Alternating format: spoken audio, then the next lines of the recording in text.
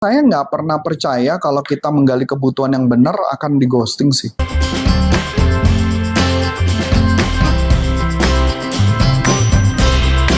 Halo teman-teman semuanya, balik lagi sama aku Vika di Curhat Sales. Nah, di Curhat Sales kali ini aku ingin membahas nih, kalau misalkan banyak banget nih sales yang udah kirim proposal gitu ya, udah set meeting, nah tapi ternyata proposalnya tuh mental gitu aja, kayak di ghosting gitu ya. Nah, ternyata nggak cuma kalian aja yang di ghosting, tapi proposal juga di ghosting nih. Tapi gimana sih cara sales supaya proposalnya tuh tembus ke perusahaan?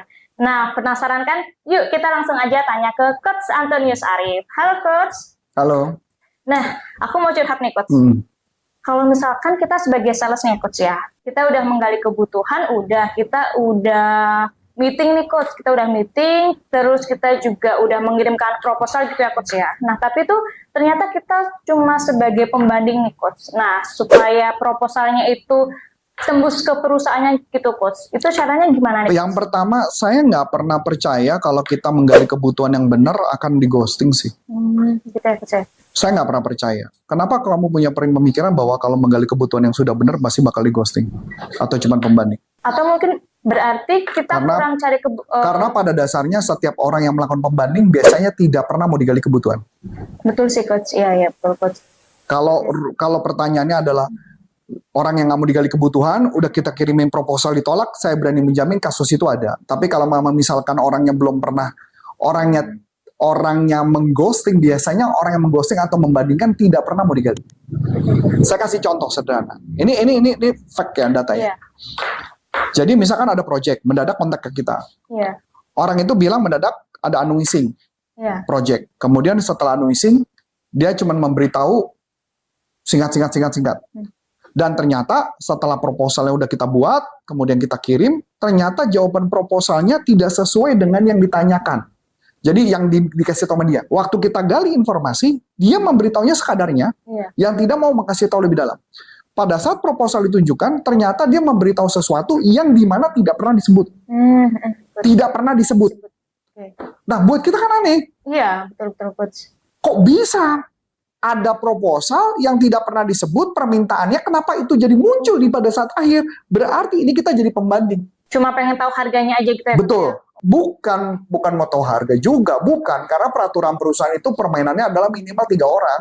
Oh, oke, ya. Jadi adalah permainan. Makanya kalau kita menjalin hubungan, dapat informasinya panjang, diberikan waktu, karena satu project nggak mungkin diputuskan dalam waktu cuma seminggu, nggak mungkin. Project itu diputuskannya bisa sampai 1 bulan, 2 bulan, 3 bulan, dan ada pembicaraan di awal. Misal saya ambil kata lah kayak gini ya. Ada contoh dia bilang gini, Coach gue ada project nih, kayaknya bakal ada project. Kayak kebetulan ya ada satu orang nih, customer kita yang lama, kontak kita. Terus saya tanya, kita mau gali ke TNA dulu. Dia bilang boleh Coach, tapi dia bilang ntar dulu ya Coach. Nah gue tahu nih, kenapa? Karena ini udah 2 kali. Yang pertama sudah berhasil menang, yang kedua kali saya baru tahu kenapa dia lama, karena di sini juga nggak tahu itu isinya apa. Jadi dia butuh tahu waktu yang lama. Jadi buat saya berarti dia ini dalam kondisi kebingungan.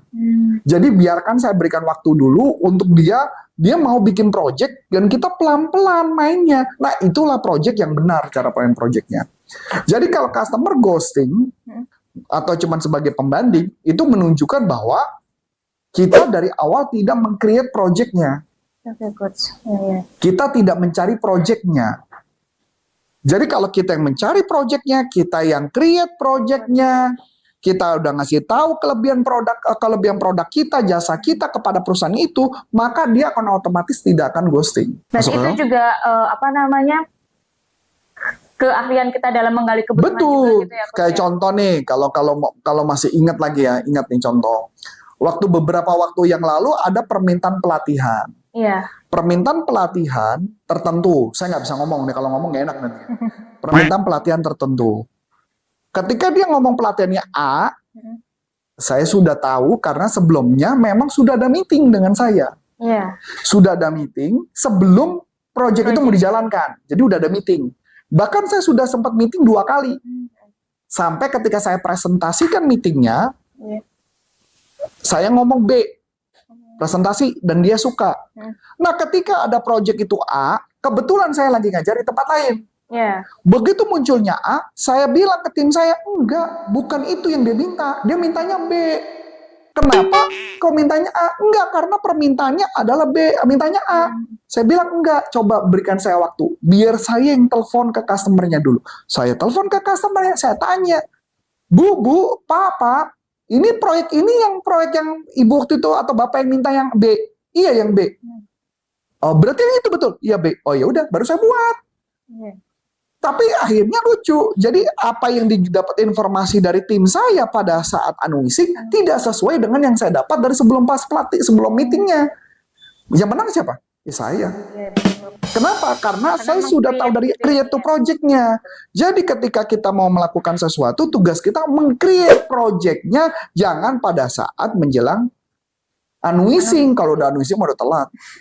Telat gitu ya, Coach ya? Oke, Coach. Telat. Berarti kan banyak nih ya, Coach ya, kalau misalkan perusahaan itu, Mbak, ya udah deh kirim proposal aja gitu. Berarti itu 100% itu 100% pasti jadi pembanding. Coba habis itu silakan dibanting. Saya berani taruhan. Kamu banting harganya, tetap kamu nggak akan menang. Karena sebagai pembanding aja Pembanding. gitu, Coach ya? Karena saya udah buktiin. Saya pernah iseng. Begitu unwissing, nggak mungkin. Ini nggak make sense buat saya. Pembanding dong. Iya. Saya bilang sama tim saya, gila yuk. Misalnya contoh ya, nilainya anggaplah 100 juta. Biasanya 100 juta.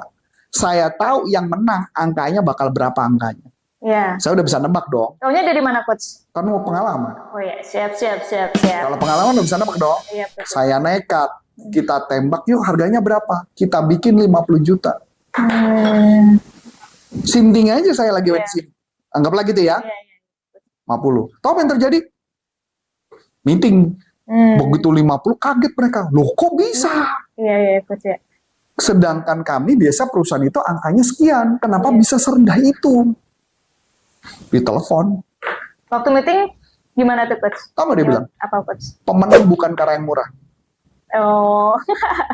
Dan ternyata barulah keluarlah informasi ada satu materi yang tidak pernah dibahas sebelumnya.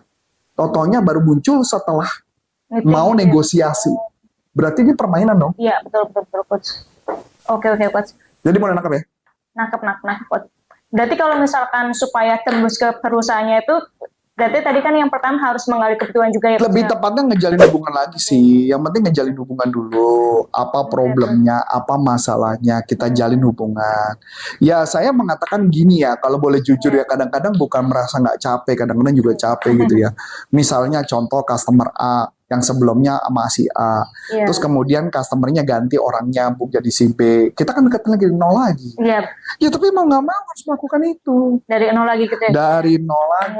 Ngulang lagi. Dari Presentasi awal. lagi. Presentasi lagi. Ya, kita orang baru lagi. Iya. Tapi itulah bagian dari pekerjaan kita sebagai sales. Oke. Kalau kitanya bosen-bosen ya yang jelas adalah banyak orang yang nggak akan makan nanti. Iya, betul, Coach. Nah jadi balik lagi buat saya, menjalin hubungan, menggali informasi yang dalam, selama akan tepat, kemungkinan di ghostingnya kecil. Kemungkinan, oke, Coach. Kemungkinan, enggak sih saya berani jamin nggak akan di ghosting. Asalkan udah memang benar-benar menggali kebutuhan. Menggali gitu, informasi ya. yang benar ya, bukan menggali informasi pada saat unwissing ya. Kalau unwissing bisa aja itu fake lah. Oke, Coach, makasih banget nih untuk tips-tipsnya nih anti di ghosting dalam mengirimkan proposal gitu teman-teman semuanya. Halo teman-teman semuanya. Nah, aku mau bagi-bagi ebook gratis nih, ebooknya 3 teknik atasi keberatan. Caranya gimana? Caranya gampang banget. Kalian tinggal klik link di description box di bawah ini, atau kalian juga bisa kunjungi di kolom komentar pertama, tinggal isi nama, nomor telepon, dan juga email. Nah, nanti kami akan kirimkan ebooknya melalui email ya. Oke, akhir kata dengan saya Vika dan Saya Coach Antoni Syarif, salam performance. Bye-bye. Bye-bye.